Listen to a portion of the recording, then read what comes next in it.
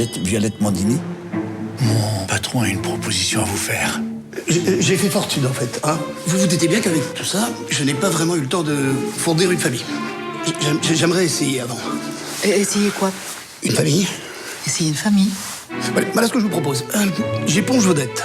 Je vous donne l'équivalent d'un an de salaire et en retour, vous me prenez dans votre famille. C'est que ma deuxième comédie, mais c'est par la comédie que j'arrive à dire le plus directement les choses les plus nourries d'autobiographie. Là, c'est un peu un émotif en famille. Hein. Moi, j'ai découvert la vie de famille tardivement, il y a 7 ans seulement.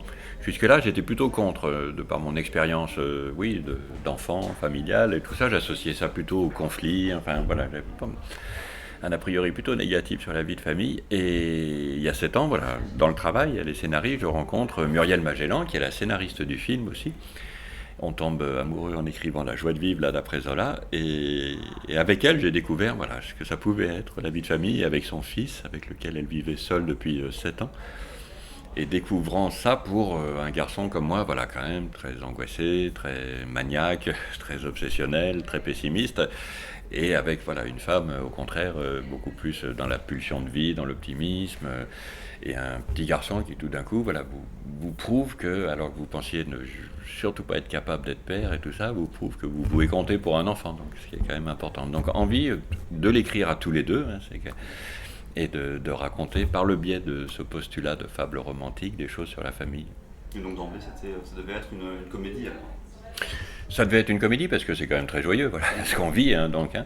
Et puis j'aime bien quand même aussi me moquer un peu de moi-même, hein, quand même, hein, au travers de Benoît Poelvoorde, qui a mis beaucoup de lui, hein, c'est quand même écrit pour Benoît Poelvoorde, il y a beaucoup de choses de lui dans le film, hein, parce qu'on a beaucoup de points communs sur ça, notamment la maniaquerie, le pessimisme. Lui, sur la famille, il a une très belle formule, il dit « Je ne crois pas beaucoup en la famille, mais parfois elle me manque ». Et c'est vrai qu'il est comme moi, enfin, il est comme j'étais aussi, toujours dans ce tiraillement entre, en fait, c'est tout seul qu'on est bien, hein, et en même temps, avec cette mélancolie, de ne pas se lier, d'arriver à la cinquantaine quand même sans enfant, c'est quand même quelque chose. On se dit, voilà, dans notre vie, voilà quelque chose qu'on n'aura pas connu, quoi, être père d'un enfant. On peut vivre sans, mais c'est quand même un manque dans l'expérience de l'être humain.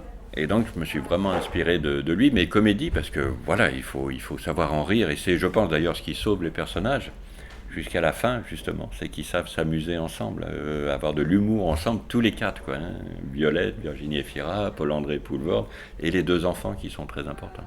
Et en même temps, vous en faites aussi un peu un film social, enfin avec des guillemets, mais enfin il y a un côté très stylisé, comme dans chacun de vos films, mais en même temps, c'est assez ancré dans une certaine réalité sociale, avec les différences de classe sociale, pour reprendre le mot d'un des personnages.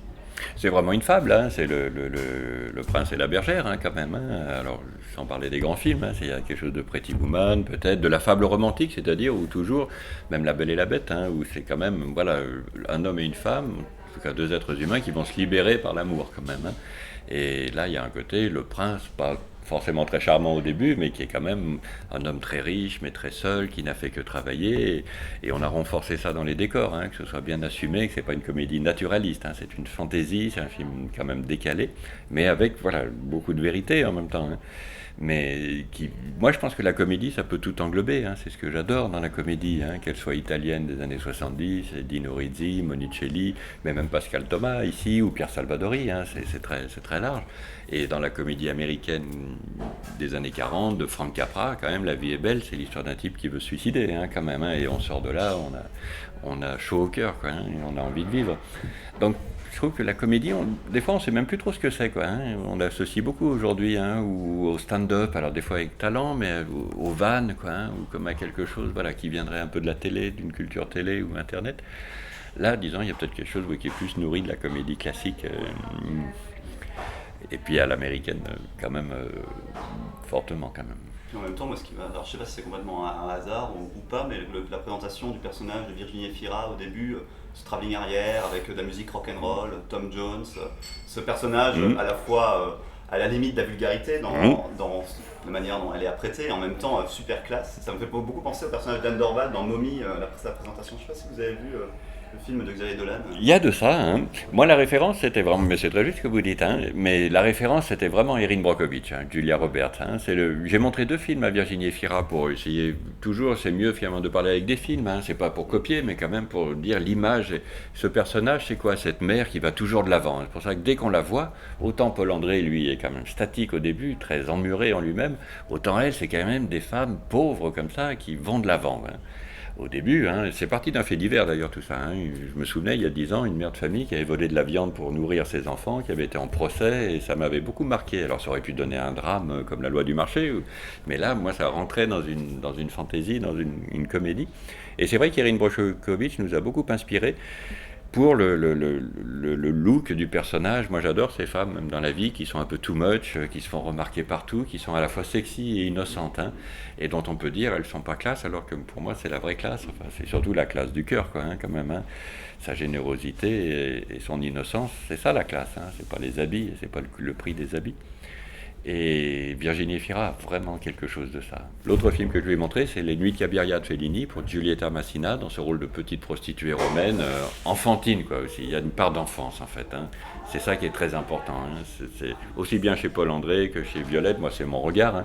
Mais c'est quand même ça qui les sauve, c'est une part d'enfance, c'est ça qui les fait jouer, quoi. Littéralement, ils se jouent la comédie, hein. Avec ce contrat, hein, que lui propose, je vous rembourse vos dettes, mais vous me prenez en stage dans votre famille parce que je ne connais pas ça, je voudrais savoir ce que c'est vivre en famille, et donc ils ne le disent pas aux enfants, et donc à partir de là, ils jouent la comédie, littéralement. C'est un film sur quand même le jeu, quand même, hein. Et c'est le jeu qui sauve, c'est l'imaginaire enfantin, c'est... Donc pourquoi Virginie Efira alors pour ce rôle? C'est la première fois que vous tournez avec elle? C'est la première fois que je tourne avec Virginie Efira, je l'avais beaucoup aimée dans 20 ans d'écart.